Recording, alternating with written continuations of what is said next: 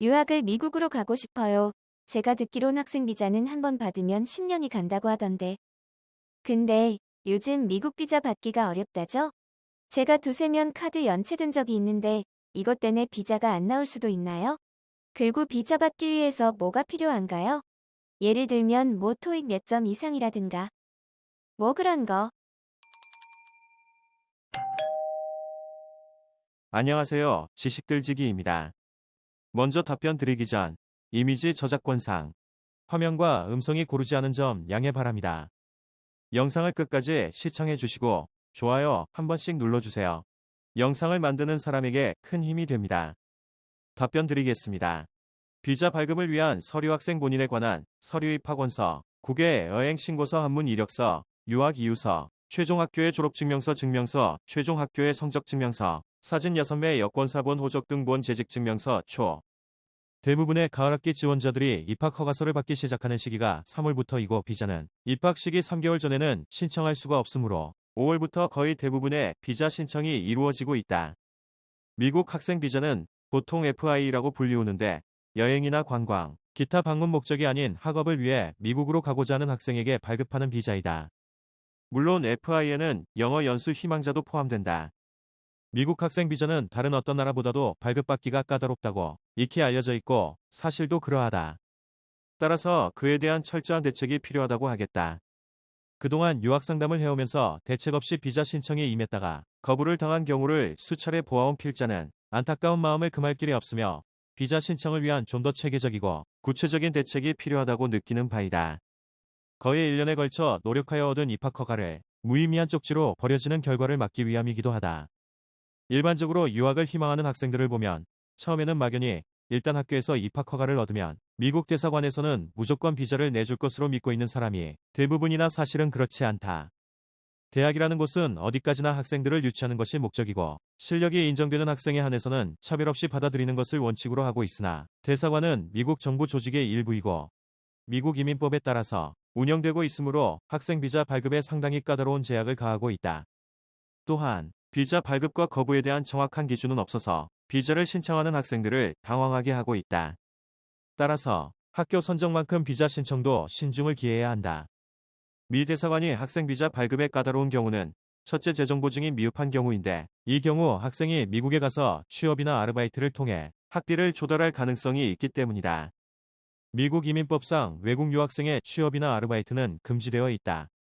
미 대사관 측에서는 일단 학생 비자를 신청하는 사람은 재정적으로 미국 내에서 학업을 수행할 수 있는 여건이 되는 사람에게만 비자를 발급한다는 원칙을 두고 있다. 따라서 한국에 거주하는 가족이나 친척을 재정보증인으로 내세워야 한다. 재정보증인은 반드시 1인으로 한정되지 않으므로 필요에 따라 1, 3인 정도를 내세우면 된다. 재정보증인이 될 수 있는 요건은 일단 재산세를 일정액 납부하거나 직장에 재직 또는 사업을 하는 경우이다. 직장에 재직하거나 사업을 하는 경우에도 가끔세 또는 소득세 납세를 하지 않는 경우는 그 사실을 증명할 수가 없으므로 재정보증인 될 사람이 납세를 하고 있는지를 먼저 확인해야 한다. 가장 확실한 경우는 부모, 형제 중 재직자 또는 사업자로서 연소득 3, 4천 이상을 신고하는 경우이다. 부모 형제 중 연소득이 없는 경우에는 친인척 중 연소득이 3, 4천 이상 되는 분을 함께 재정보증인으로 세울 수가 있다. 둘째는 재정적인 조건은 충분하지만 학생 비자로 입국한 후 미국에 이민 신청을 할 가능성이 있거나 도피성 유학이라는 인상을 주는 경우이다. 주로 나이가 많은 미혼자나 신학으로 전 가족이 유학을 신청하는 경우, 성적이 나쁜 경우인데 이런 단점은 각 해당 사항에 따라서 그렇지 않다는 증거를 보여줄 수 있어야 한다. 예를 들면 나이가 일단 30이 넘은 경우에는 어학연수만으로 학생 비자를 신청하기엔 약간 무리가 있으므로 반드시 학부나 대학원에서 어드미션을 받고 토플이나 GRE, GMAT 등 입학에 필요한 점수를 함께 제시하는 것이 좋다. 시험 점수는 높으면 높을수록 자신의 학업 수행 능력을 보여주는 것이므로 유리하다 하겠다. 특히 고등학교나 대학 성적이 나쁜 경우나 여성의 경우 일단 30이 넘고 뚜렷한 직업 활동도 없으며 미혼인 경우는 이런 조건들을 갖춘 후 비자를 신청하는 것이 필수이다. 신학으로 전 가족이 유학을 가고자 하는 경우에는 거의 90% 이상이 비자 발급을 거부당하고 있다. 이유는 미국 내에서 가장 쉽게 영주권을 획득하는 방법이 교회를 통해 영주권을 신청하는 경우이고 이전에 신학으로 유학을 간 학생들이 대부분 지금 현재 미국에서 영주권을 획득하여 거주하고 있기 때문이다. 따라서 이런 경우는 가족은 한국에 남아있고 자신만 유학을 가든지 아니면 국내 교단에서 유학 경비를 보조해주고 유학 후 귀국하여 교단에서 활동할 수 있도록 미래를 보장하는 확인서를 얻어 함께 제출하면 유리하다고 할 수 있다. 셋째, 대학 졸업 후 다시 학부로 편입하는 경우이다. 대학 전공이 적성에 맞지 않다거나 대학 성적이 저조하여 우수 대학원 입학이 불가능한 경우에 많이 택하는 방법으로 실제로 미국 대학으로 편입하는 경우는 국내에서보다는 훨씬 쉬운 일이나 비자를 발급받을 때는 어려움이 있다고 봐야 한다. 이럴 경우에는 자신이 편입을 왜 해야 하는지에 대한 논리적인 대답을 미리 준비한 후 비자 인터뷰에 응해야 한다. 출처 http://www. 옥비사 co.kr. 지금까지 지식들지기였습니다.